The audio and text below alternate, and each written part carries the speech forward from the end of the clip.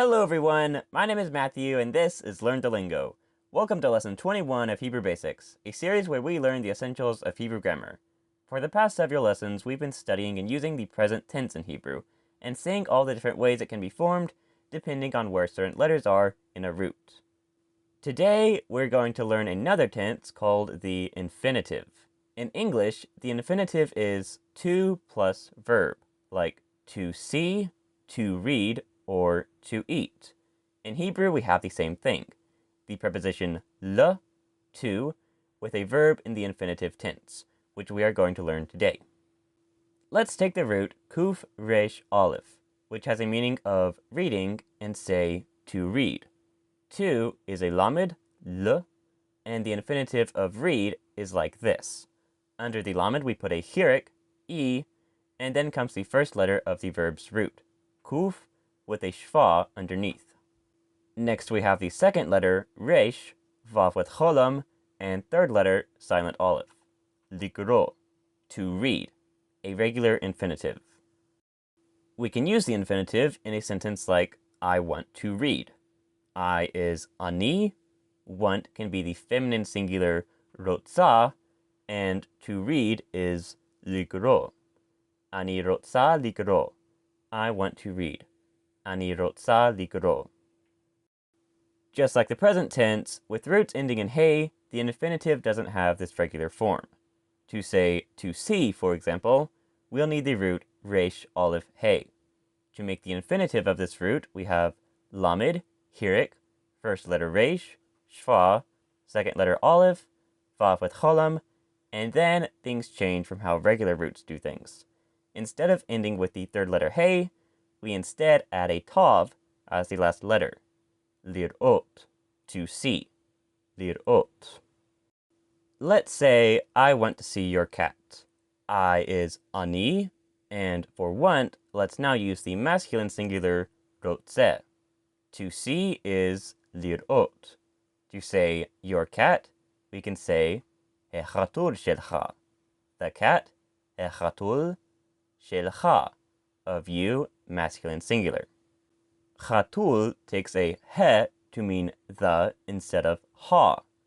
This is because words that start with a chet, he, or ein, which has an a vowel, use he with sagol to mean the. He chatul. Since he chatul shelcha is the definite direct object of the verb lirot, the preposition et must go before it. Ani rotze lirot et he chatul shelcha. I want to see your cat. Ani rotze lirot et he chatul shelcha.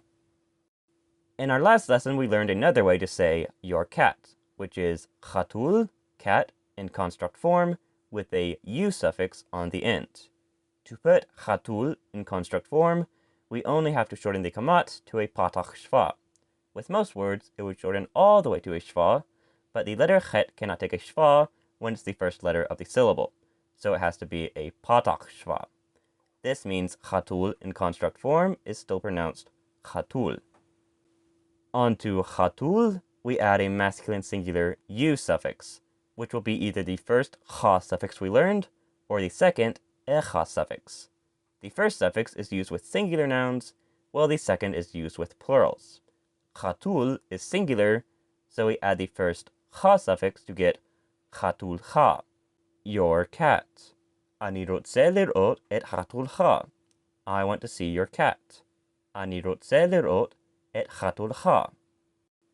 The word et goes before chatul cha, just as it did with he chatul shelcha, because words with possessive suffixes are also definite and still need et before them when they are direct objects of a verb.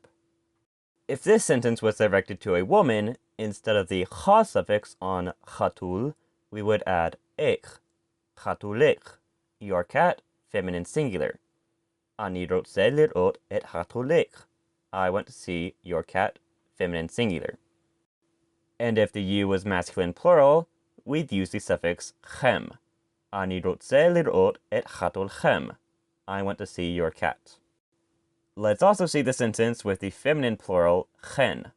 Ani rotze lirot et chatulchen. I want to see your cat, feminine plural. Before we go, let's see how infinitives look when the first letter of the root is aleph. With regular infinitives, under the first letter of the root, there will be a schwa, as in ligro, which has a schwa under the kuf. Remember that certain letters, such as aleph, tend to not take a schwa, so they'll have to change the form of the infinitive a little bit. So today we'll look at the infinitives of roots beginning with aleph, such as aleph kaf lamed, eating, and aleph hey beit, loving.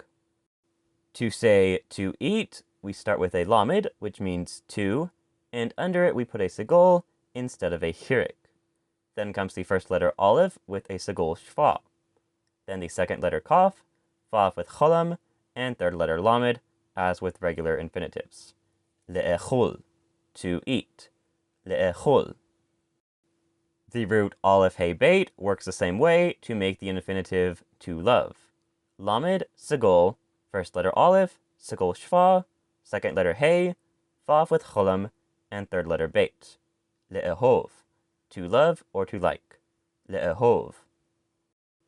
Let's end this video by saying they love to eat cake.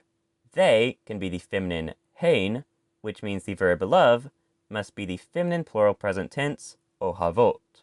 To eat is le'echol, and cake is uga. Hein ohavot le'echol uga. They love to eat cake. Hein ohavot le'echol uga. And that's all for today. If you enjoyed this video, please like, comment, and share. And if you want to learn more Hebrew, please consider subscribing to my channel and checking out some of my other videos. And I'll see you in the next one. Goodbye.